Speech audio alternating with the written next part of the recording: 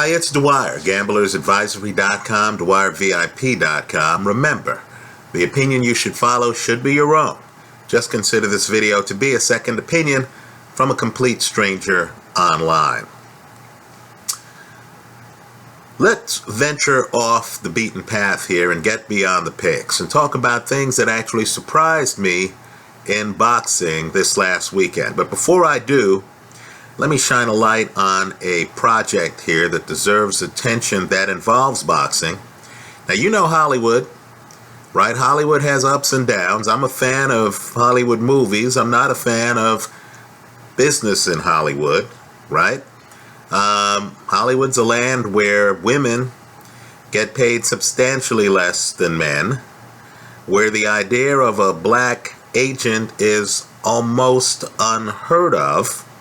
Right? You know, that world of Hollywood. I can tell you I worked for an entertainment law firm for a summer, had a dream summer internship, and let's just say I was astonished years ago, astonished by how unbalanced things are in Hollywood, right? Let's just say the idea of a meritocracy and equal pay for equal work really doesn't apply there.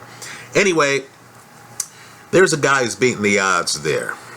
Antoine Fuqua, right? Lela Rochon's husband, right? If you don't know who Lela Rochon is, then you might not be my age. Anyway, Antoine Fuqua is an African-American who's one of the elite directors. That's a name you need to remember. He did Training Day. He did Replacement Killers. He most recently did The Magnificent Seven, right? His movies get funded. And he's teamed up with a guy you might know, LeBron James, who's trying to make a footprint in Hollywood. And these two guys together are actually doing a documentary on the great Muhammad Ali, right? Let's keep an eye on that project. This is ambitious. Just understand that you have, a new energy in Hollywood that is being brought by LeBron James.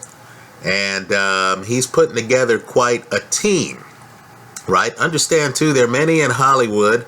Denzel Washington, who starred in multiple Antoine Fuqua movies, right? Who are hardcore boxing fans.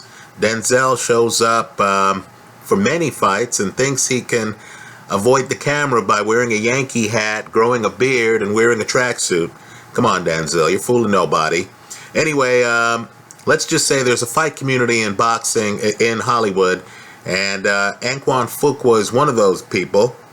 And let's hope that that documentary with LeBron James makes everyone proud, including people who look up to Muhammad Ali. Now, let's shift gears, and let's talk about things that surprised me, right? This is beyond the picks.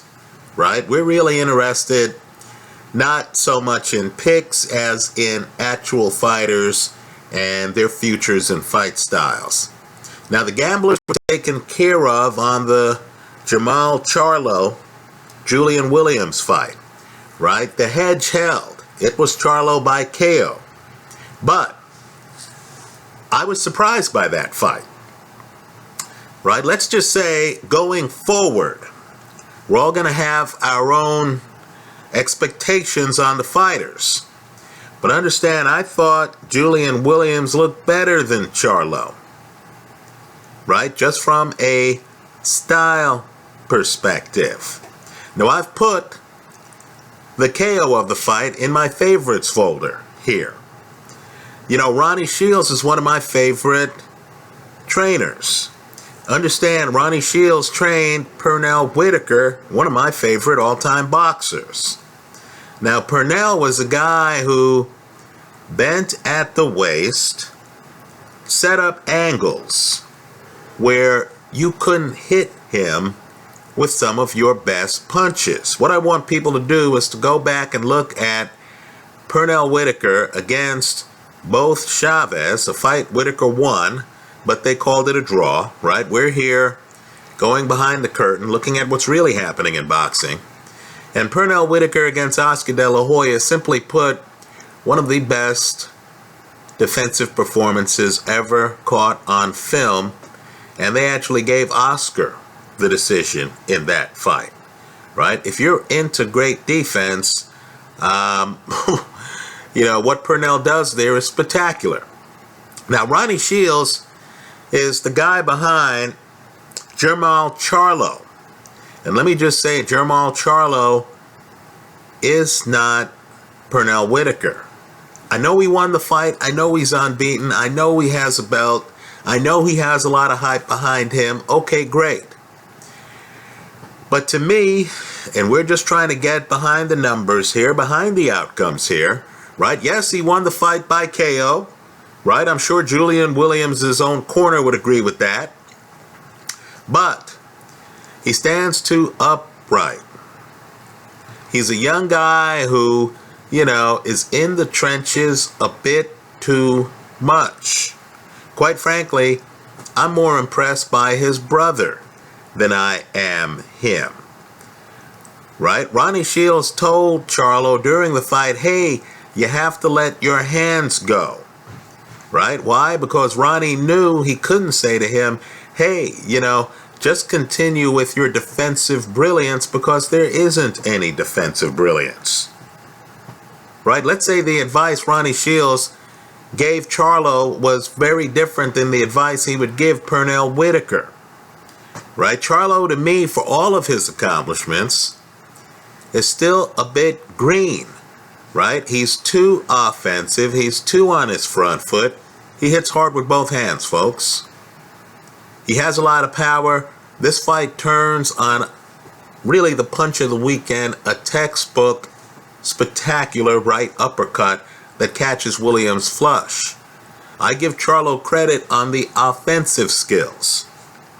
But again, as you look at the film, you wonder what would have happened if Williams would have taken that last step, gotten inside, right? Williams had the better skills in terms of tying up a guy, in terms of turning a guy.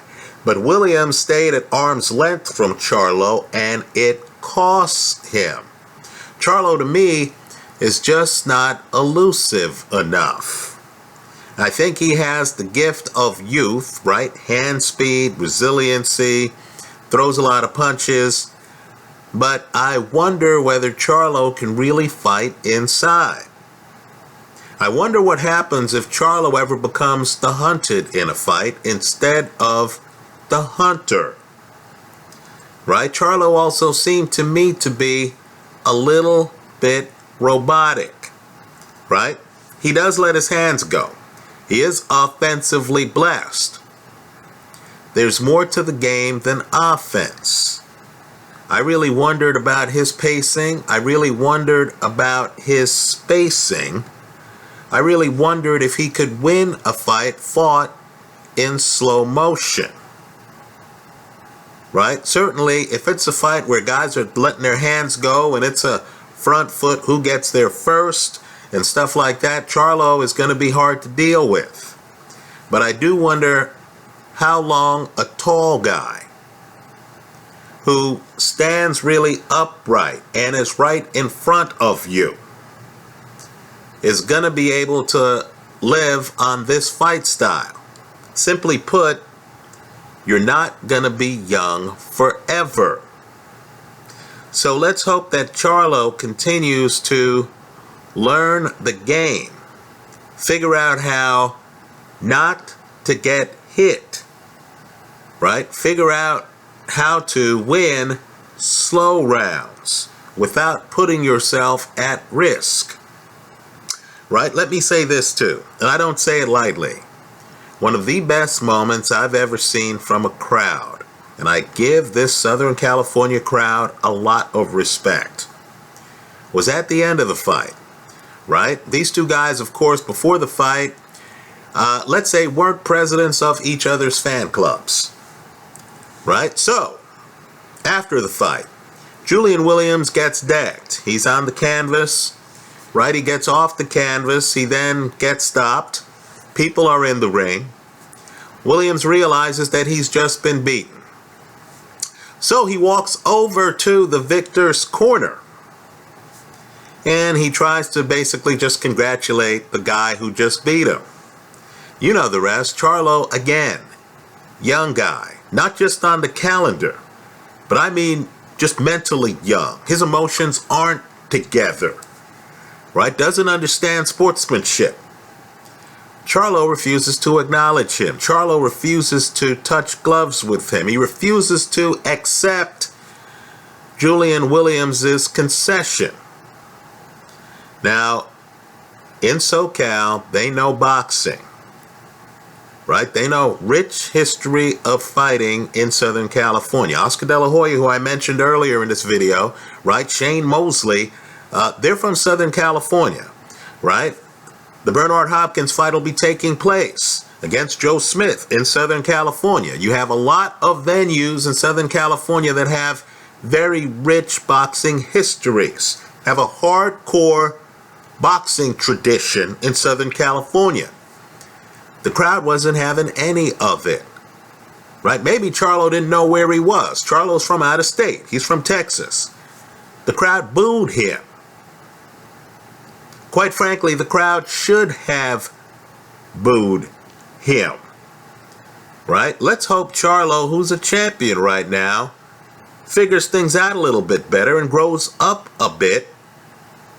He needs to, right? Let me also add a disclaimer right here, right?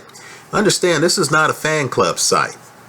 I really intend for this site to be for gamblers, right? I'm not here trying to get interviews with boxers. I really am not. You know what I mean? So I believe the mainstream press is really hamstrung. You have a lot of young guys here on YouTube who are running around with mics trying to get access to the fighters. You can't really be honest about a fighter's flaws if you're trying to get something from the fighter, right? So let me just say, I know what I'm saying here sounds a little bit hard. Is it because I'm hard, or is it because other media is soft? You need to ask yourself that question. Let me also say this too to the Charlo people. I have an open offer to any fighter, right? If you ever want to respond to anything I say in a video, and one champion did contact me privately, believe it or not, but when I responded to him and said, look, send me a video of your gripes, I'll run it unedited. In other words, I'm not going to interview you. You send me your own interview with your side of the story, and I'll let my subscribers figure out if I'm being fair or unfair. Right? If the Charlo camp wants to send me a video and, you know, tell me that Charlo is an advanced fighter and stuff like that, go ahead. Right? It'll be unedited and I'll air it here.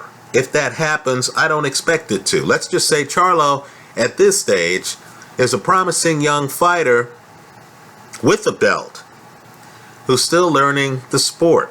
Let's just say he's not Terence Crawford. Let's talk about the next fight. The Terence Crawford fight surprised me, right? Understand his opponent.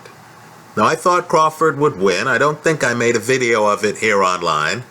But, you know, I thought Crawford would win. Molina is a guy who almost got shut out by Adrian Broner, right? In other words, a guy who knows how to box is going to frustrate John Molina, right? Molina is really a big slugger guy who's hoping to land one punch, right? Molina has been in the ring with a lot of A-level competition.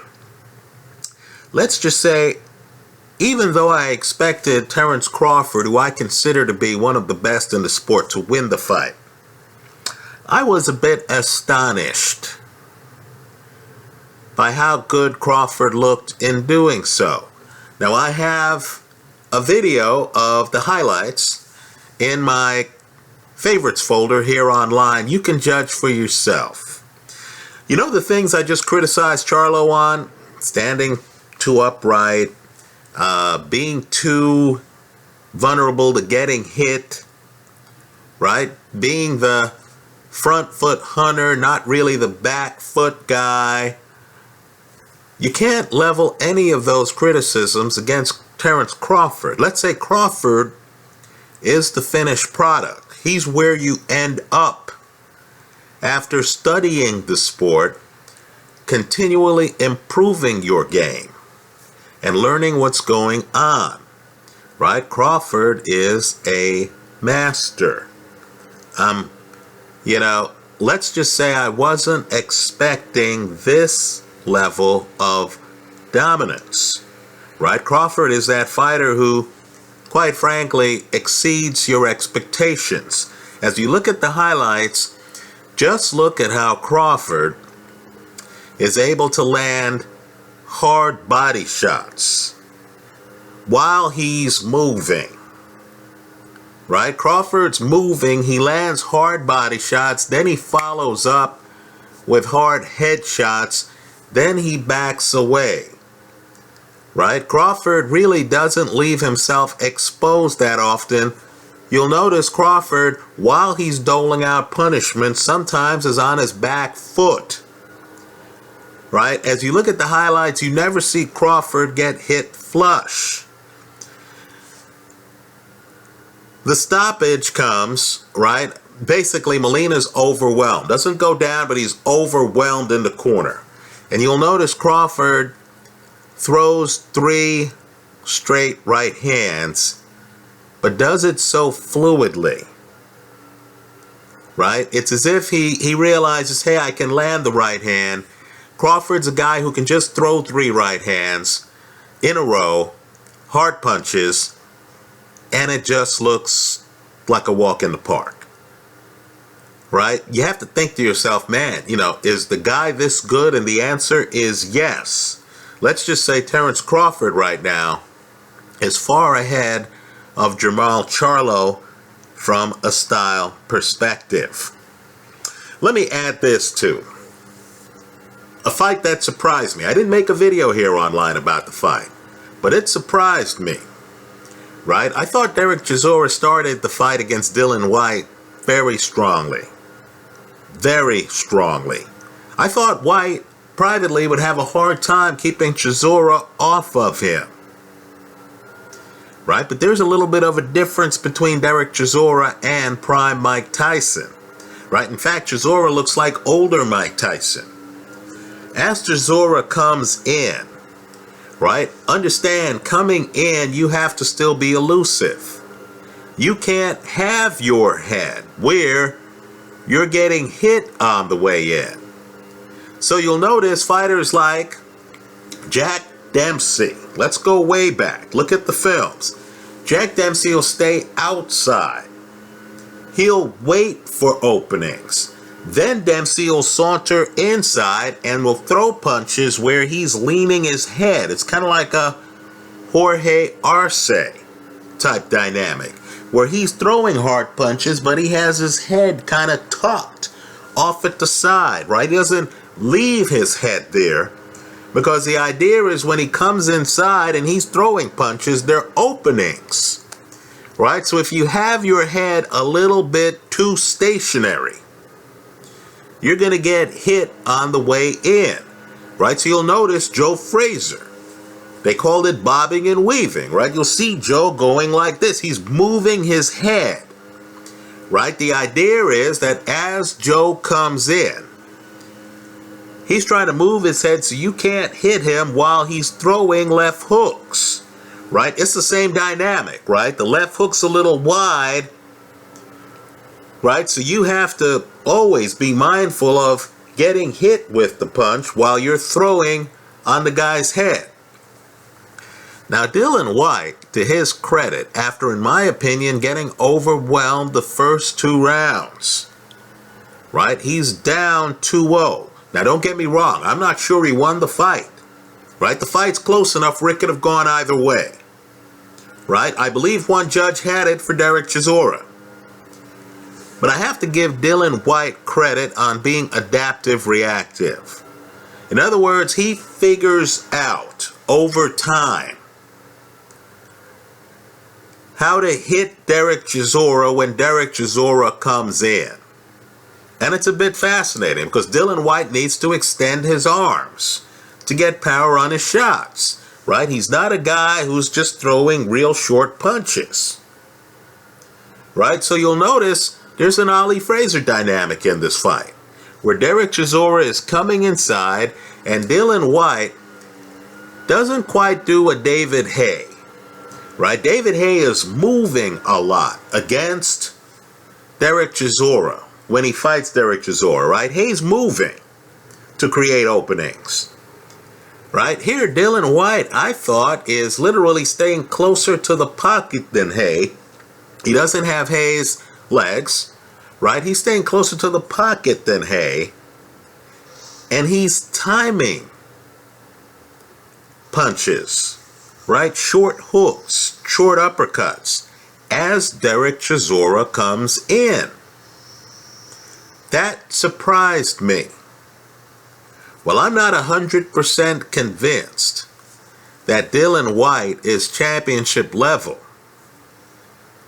Let's just say I was very impressed with the guy's ability to make adjustments, right? He's going to be a tough out for many of the fighters in the sport, right? I don't think he's a great athlete. I think, let's say, Joseph Parker is a much better athlete than Dillian Whyte. And I'm still looking at the Joseph Parker fight. I'll have my post-fight thoughts on here in a few days on that, right? I think there are guys who are better athletes than Dillian Whyte. I think Deontay Wilder is a better athlete than Dillian Whyte, right? But let's just say Dillian Whyte is a thinking man's fighter, right? This is a guy in there changing punches, making adjustments.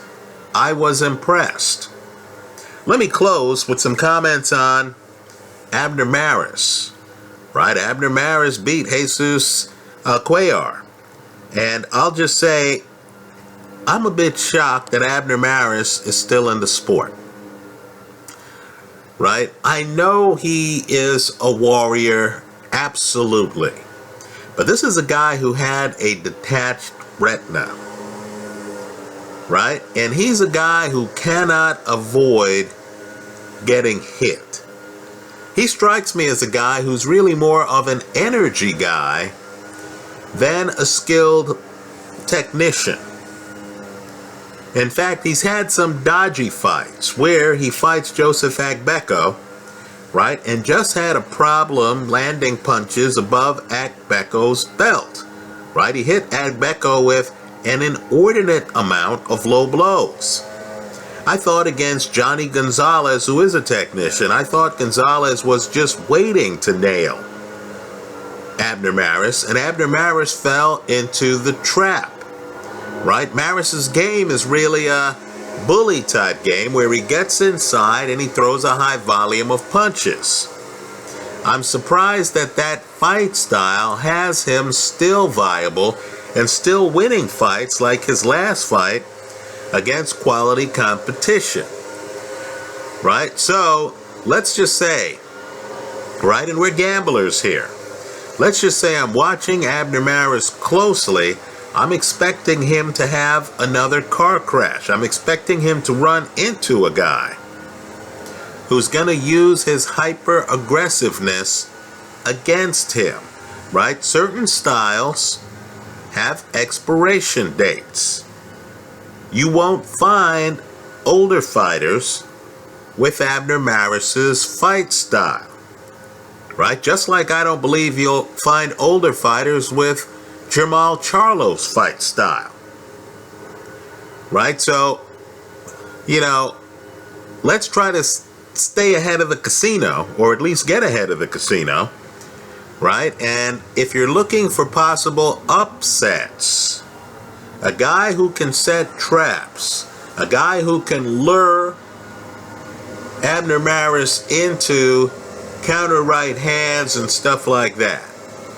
A guy in Maris's weight class who's able to make adjustments like, let's say, a Dillian Whyte did against Derek Chisora could give him all kinds of problems.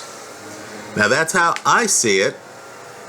Let me hear from you. What I want you to do in the comment section here is to not limit yourself to the fights I've discussed.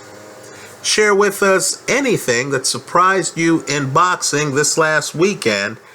I've just named some of the things that surprised me. Right? The Charlo KO of Julian Williams, that surprised me. Don't get me wrong, this is one of those times where I'll be in line at the casino laughing, thinking to myself, man, I didn't expect that, while collecting on the part of the hedge that worked for me, right? That's how betting should work for you, right? If your plan A doesn't work, you should have a hedge with a plan B where you can collect, right? I still am not convinced that Charlo is a better boxer or has better skills than Julian Williams, right? When you're young, sometimes a guy just hits harder and has better physical gifts. Doesn't mean he's the better technician in the ring.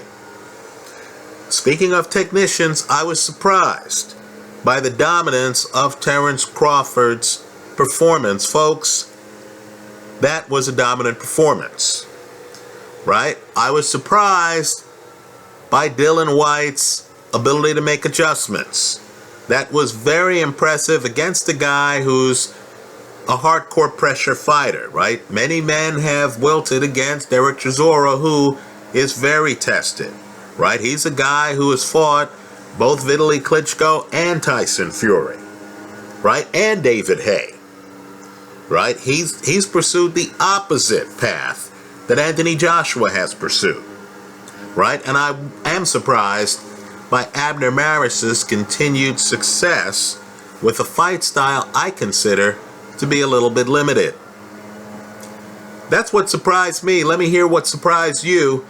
I look forward to reading your comments in the comment section to this video. Thanks for stopping by.